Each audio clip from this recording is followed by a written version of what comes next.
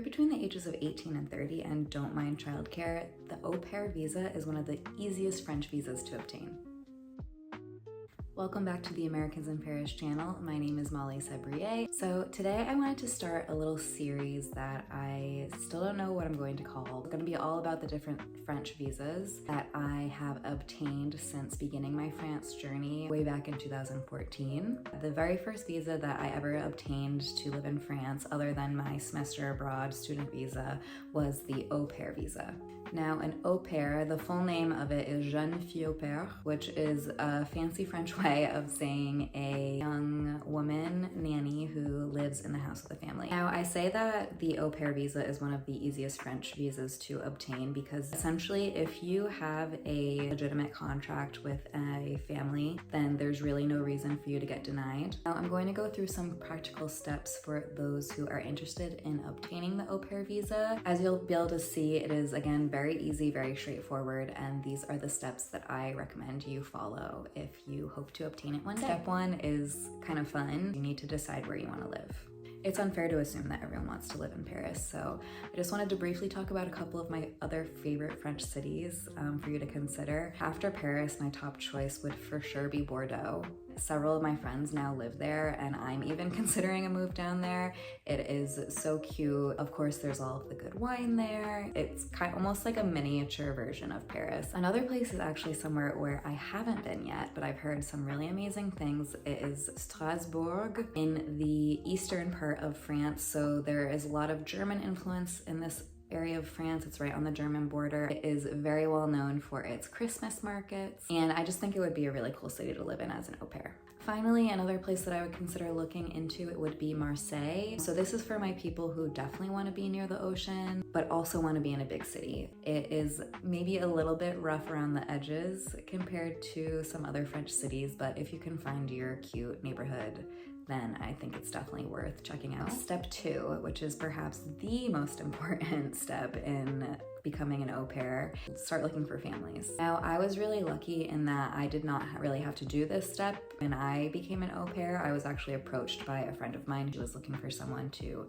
take over her contract. She had been with the same family for years at this point, so I figured, okay, they weren't awful if she was able to stay for years at a time. And kind of like my friend, I actually ended up staying with this family for 2.5 years. When you're looking for a family, there's a couple important things to keep in mind. First of all, how many children do you feel comfortable taking care of? You also want to consider how many hours a day / how many hours per week you want to work. You'll pretty much have the choice between two different scenarios. You'll either be required to take care of the children in the morning and after school. My situation was pretty nice. I didn't have to worry about the kids at all in the mornings. The parents took care of all of that. So basically I didn't have to be on until about 4 p.m. when I would start picking them up from school.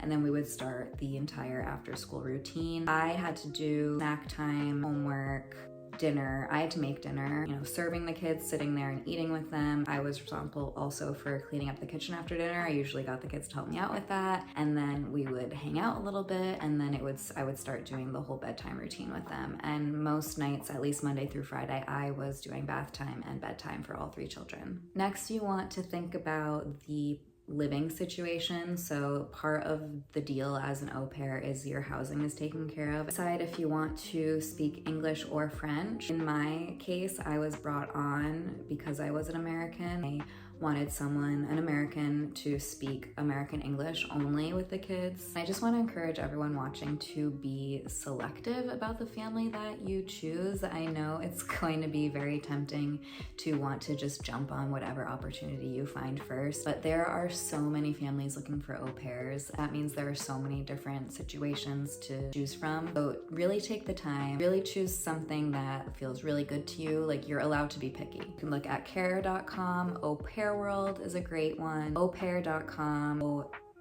pair.com, and then Great Au Pair. Okay, now that you've got your family, it is time for the not so fun stuff about becoming an au pair, which is getting that au pair visa. All non-Europeans that want to come over to France to be an au pair need a visa in order to live there. And again, the hard part is finding the family, because most important piece of your visa application as an au pair is this contract that they're going to have to come up with, send over to you so that you can sign.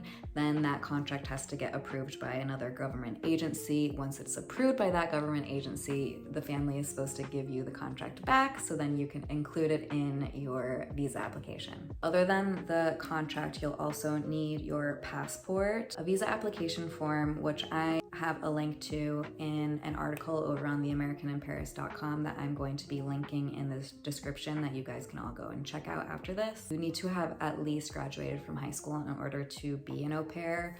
You can use your GED if that's what you have. That's like the education requirement. You'll also need private health insurance that's valid in France for the visa application itself. Once you're over there, you can figure out your insurance with your family. My family helps me with all of that. They got me a carte vitale and everything like that. But in order to apply for the visa, you need to prove that you do have this private healthcare. You also need to provide a cover letter explaining why you want to come to France. And in that letter, here's a hot tip. Include that you want to come to France to learn the language, to be immersed in French culture, because that's also another very important part of being an au pair. You basically want to explain your why you want to come to France, why you want to learn French. In the same vein, you also need to find someplace near where you're going to be living to take French classes. That's another requirement to being an au pair. And you need to sign up, be accepted, and then pay for those lessons. And then you need to include all of the proof that you've done all of that in your visa application. And when you're gathering all of the information that you need, do not hesitate to ask your French host family for help. This is a part of what they are there for. Yes, you're coming over to help them and provide childcare for them, but they're supposed to be welcoming you into their country to share their culture with you, to share their language with you. That's like the whole idea behind being an au pair, is this kind of exchange. So once you've got all of that taken care of, it's time to pack your bag and be on your way. Once you apply for your visa, you will then have to go to your local French consulate to have an in-person interview. After your interview, they will hold onto your passport so that they can actually put the visa in the passport pages. I went to a much smaller French consulate in Boston, so like I didn't have as long as wait times as some of these larger consulates in DC or Los Angeles. And so I think I only had to wait maybe 2 weeks for a positive response on my visa. Went back to the consulate, picked up my passport with the visa inside, and then I was on my way. So that is your high overview on everything to do with the French au pair visa. I hope you guys enjoyed and learned a lot. Again, if you want to read all about how to get the visa, please visit the link in the description below. I am so excited to be starting this new series on how to obtain French visas. I hope you enjoyed watching. As always, until next time, see you soon et à bientôt!